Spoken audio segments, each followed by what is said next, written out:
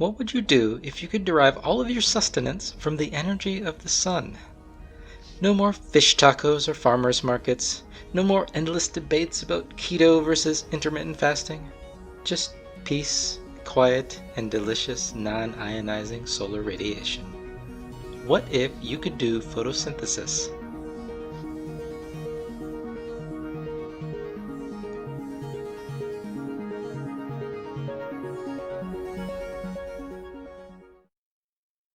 Welcome to another episode of What Do You Think? And this is Eric Bland.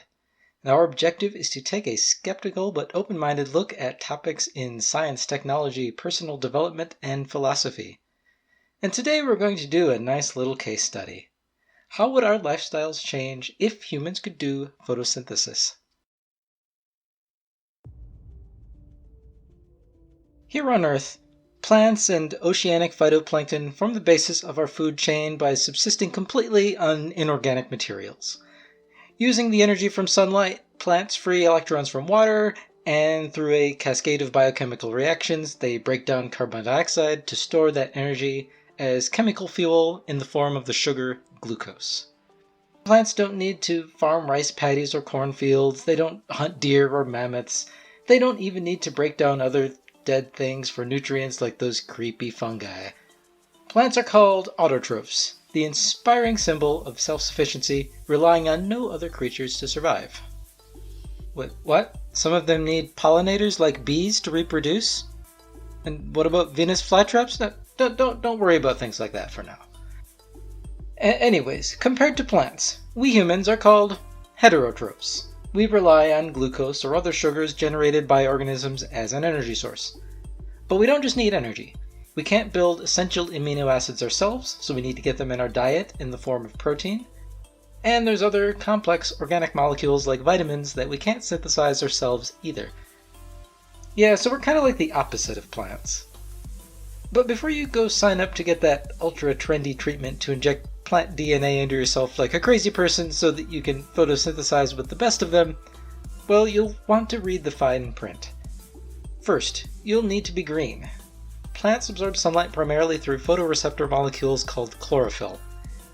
Chlorophyll is really good at absorbing blue and red light and using that energy for photosynthesis.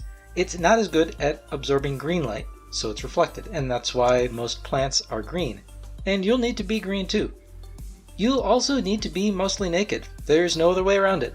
Photosynthetic energy generation scales with the surface area exposed to sunlight, so you'll need a lot of skin surface area exposed to the sun. And we talked about proteins and vitamins, right?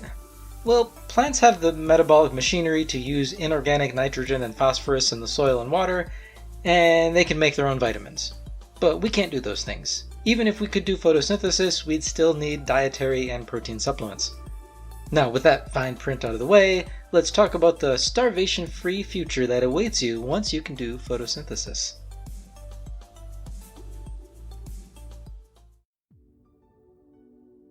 Here at the Earth's surface, the bulk of the solar spectrum ranges from ultraviolet to infrared, or around 280 nanometers to a few thousand nanometers.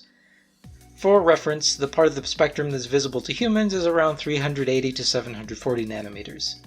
The sun is an incredible energy source powering most of Earth's life and weather, and our solar panels too. That solar energy reaches Earth's surface at around 1000 watts per square meter. But plants doing photosynthesis don't really care about the solar energy directly. Instead, they care about the number or quanta of photons that strike their chlorophyll photoreceptors.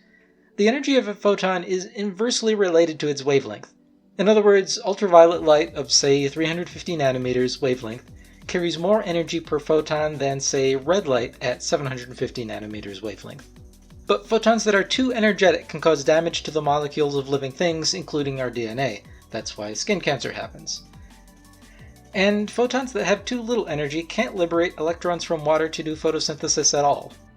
So our plants can only use a narrow band of sunlight for photosynthesis from about 400 to 700 nanometers. This is called photosynthetically active radiation, or PAR, and it accounts for around half of the total solar spectrum that reaches Earth's surface. And remember, photosynthesis cares more about the quanta of photons than the photon energy, within PAR that is. So most science dealing with photosynthesis relies on measurements of photon flux rather than light energy or watts per square meter.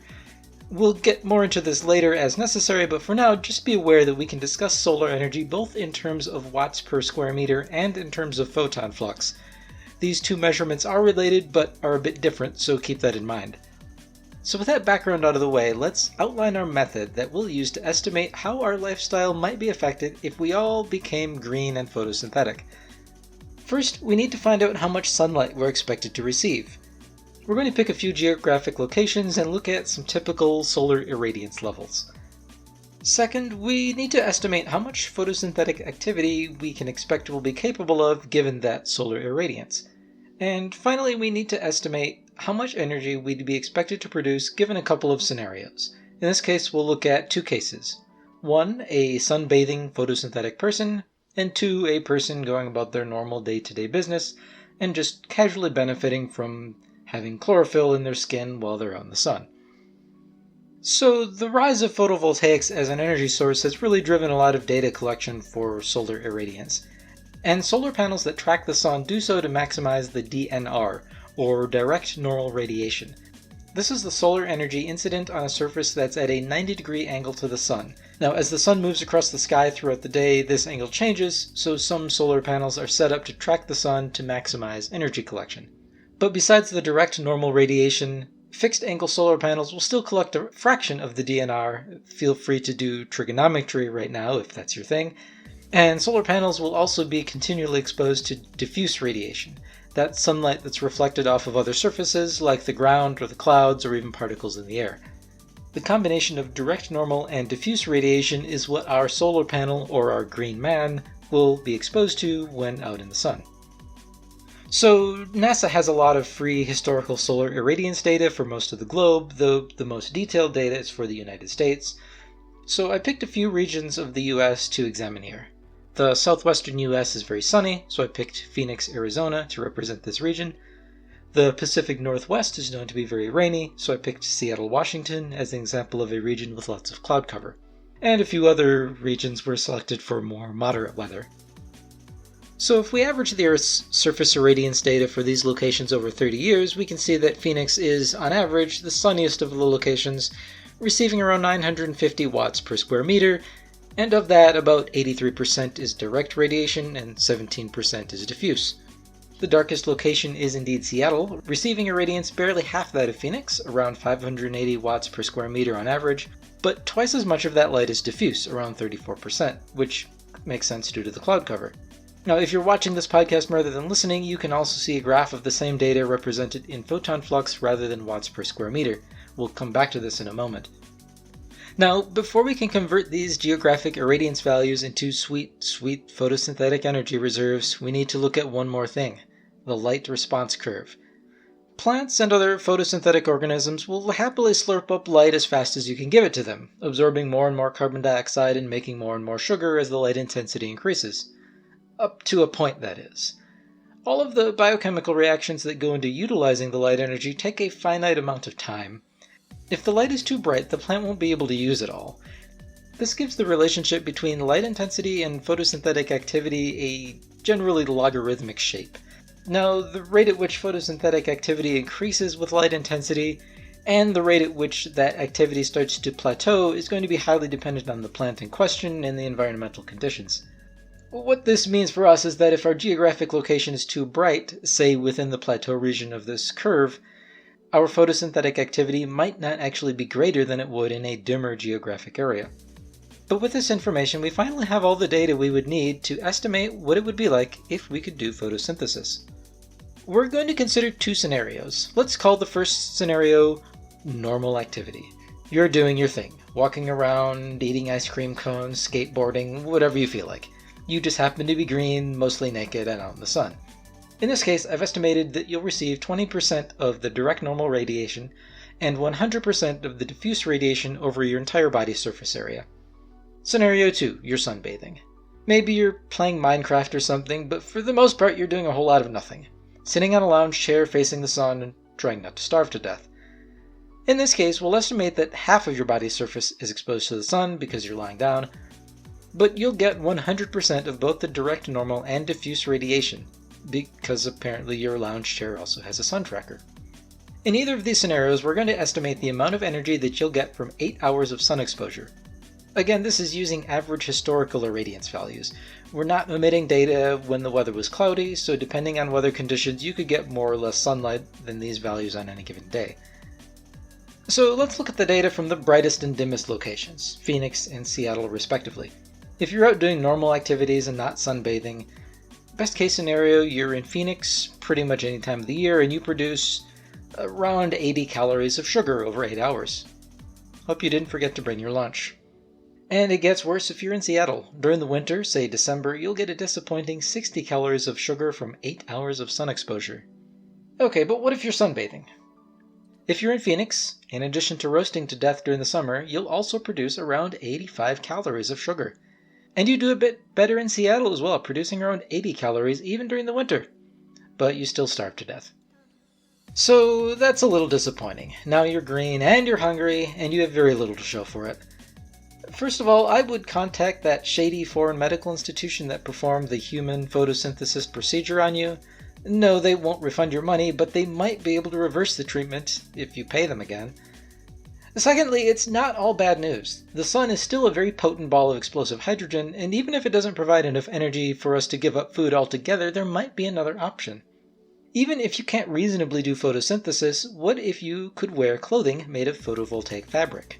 This is a much more likely near-future technology. You won't be turning sunlight into sugar with photovoltaic pants, but you might at least be able to charge your phone. So let's take our existing geographic solar data and our activity models, that is the normal activity model and the sunbathing model. But this time we'll assume you're not green, but instead you're garbed head to toe with photovoltaic fabric. Let's assume these photovoltaics are 20% efficient. Unlike with photosynthesis, here we see a big difference in energy generation based on location. If you're sunbathing in solar clothing in Phoenix, you could generate almost 2,400 watt-hours of energy over 8 hours. While in Seattle, you might only generate 460 watt-hours during December, worst case scenario.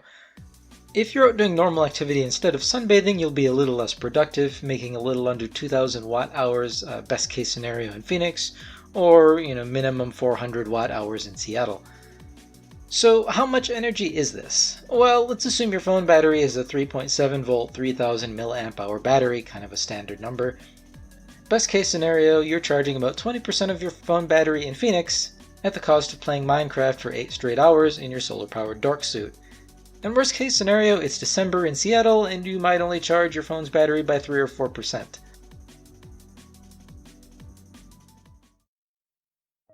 So what have we learned today? The sun generates an incredible amount of energy, but collecting large amounts of it, whether through photosynthesis or photovoltaics, is highly dependent on a large surface area for sun exposure. Plants manage this by producing a large canopy, and by not moving around and burning energy quickly like humans do. I've heard an estimate that on average a tree consumes around 200 calories per day, though I have no idea what size tree this applies to, but in any case compare this to the estimate of 2,000 calories per day for humans. We estimated the energy yield, if we could do photosynthesis, would cover less than 5% of our daily calorie needs, best case scenario. There are a few things that our model didn't take into consideration, though, that I'd like to point out here. First, no account was made for temperature. Photosynthetic activity will generally increase with temperature up to a point. Cooler locations like Seattle or Minneapolis in our analysis would probably have lower photosynthetic yields than estimated, unless you could keep your skin surface temperature in the ideal range, probably around 70 to 90 Fahrenheit, though these numbers could vary quite a bit depending on the type of plant we're talking about when we're doing this model. Second, we estimated the photosynthetic rate through the light response curve by comparing to empirical measurements in literature, in scientific literature, of regular plants in the wild.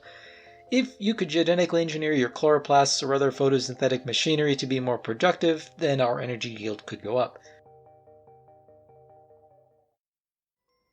So, solar farm installations are great stationary power stations when installed in the appropriate geographic locations. But the energy density they provide is low, so they don't work well as portable power sources. And the same is true of photosynthesis. But what do you think? Would you prefer to be green anyways and maybe eat a little bit less? Or would you be interested in baking yourself alive in a photovoltaic tracksuit during the summer to help you charge your electronics? If you like this podcast, please do like and or subscribe. I had a lot of fun producing the models and calculations for this podcast, so let me know if you'd like more like this one.